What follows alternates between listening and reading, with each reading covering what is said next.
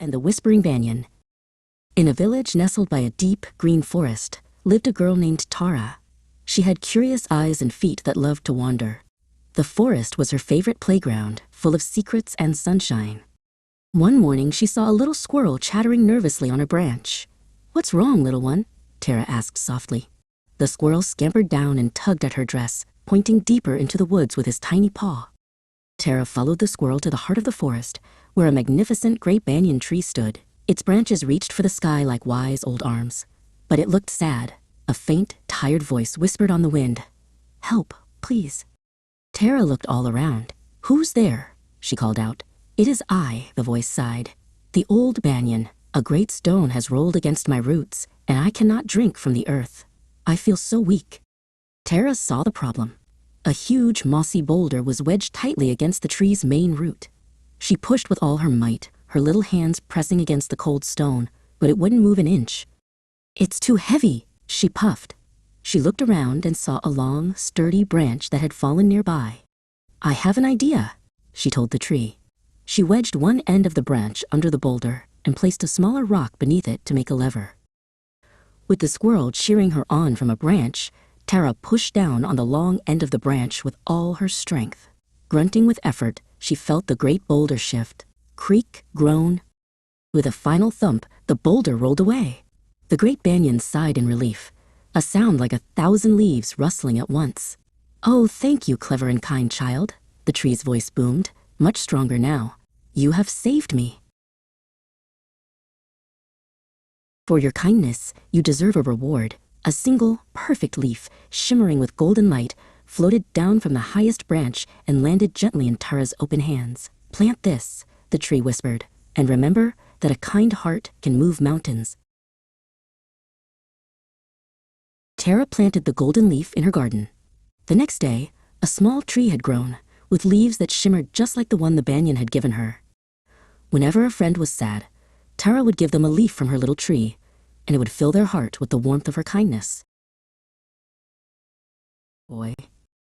Once upon a time, in a small, sunny village, lived a kind little boy named Rohit. He was 7 years old and loved to play outdoors, his heart as bright as his smile. One afternoon, while chasing a butterfly near the big tree, something sparkly caught his eye. Tucked between the roots was a smooth, shiny stone, glowing with a soft, warm light. As his fingers touched the stone, a brilliant light burst forth, wrapping around him like a warm hug. He felt a strange tingle from his head to his toes. Suddenly, he felt strong and light. He jumped in excitement, and instead of coming down, he floated up. He giggled as he rose higher and higher, soaring above the big tree like a little bird. "Wow, I can fly," he shouted to the clouds. The next day, he saw his friend Priya, looking sadly up at the tallest tree in the village. Her beautiful red kite was tangled in the highest branches. "Oh no, my kite is stuck," she cried. "Don't worry, Priya," Rohit said with a confident smile.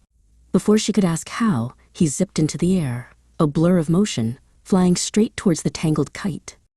Gently, he untangled the string and flew back down, holding the kite carefully. He handed it to Priya, whose eyes were wide with astonishment. You flew," she gasped. Later that evening, Rohit remembered what his mother always told him. "True strength," she would say softly, "is used to help others, not to show off."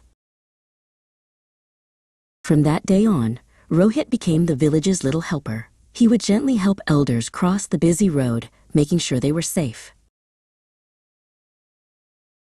He saved kittens from rooftops and carried heavy bags for farmers. Rohit learned that being a hero wasn't about flying high or being strong. It was about having a kind heart and helping whenever he could. He was afraid to look down. High above the world, in a sky of endless blue, lived a little cloud named Nimbus. Unlike the other clouds who loved to drift and soar, Nimbus was afraid of heights.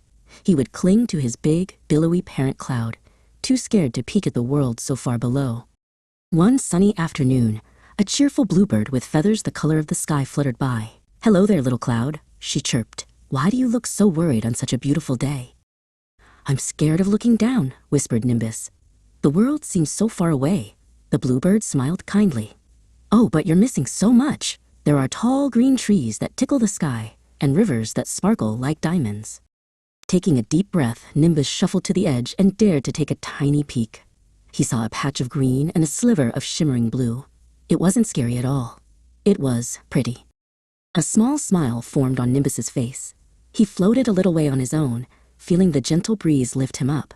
"Thank you, little bird," he called out. He wasn't afraid anymore. The sky was his home, and the world below was a beautiful sight to see. Seed. Leo's grandpa gave him a packet of magic seeds. He planted one in a special pot. "This is my plant," he told his little sister Lily. "Just mine." He watered it every day, and soon a big, beautiful plant grew, heavy with one perfect red tomato. Leo picked the shiny red tomato. He was about to take a giant bite when he saw Lily watching. He thought for a moment, then smiled. He broke the tomato in half and held out a piece to her. "Want to share?" he asked. Together, they took a bite. It was the best tomato in the world, because magic is always better when you share it. On a sizzling summer day, the sun shone so brightly, it made the leaves on the big oak tree droop. Little Pip the squirrel was so thirsty, her tongue felt like a fuzzy caterpillar. "I need a drink of water," she chittered to herself. She scampered down the tree, her fluffy tail twitching, and looked all around the garden for something to drink. Her little nose twitched. What was that? Over by the colorful flower beds, she spotted a tall, painted pot. "Water!" she squeaked with joy. She scurried over and stood on her tiptoes, peeking inside. Oh no, there was water at the bottom, but it was too far down for her to reach. Pip tried to tip the pot over, but it was much too heavy. She tried to reach with a little twig, but it was much too short. She sat down with a frustrated sigh. Then, her clever eyes spotted something on the garden path. Lots and lots of small, smooth pebbles. An idea sparked in her busy little brain. She picked up a pebble with her tiny paws and carried it to the pot. Plink! She dropped it inside, watching it splash into the water below. She fetched another pebble, and another. Plink, plonk, plink. One by one, she dropped the pebbles into the water, working hard. Slowly, slowly, the water inside the pot began to rise. It crept up and up and up until it was right at the very top. Pip dipped her little nose in and took a long, cool drink. "Aha!" she chirped happily. A clever thought can solve any problem, and her thirst was finally quenched.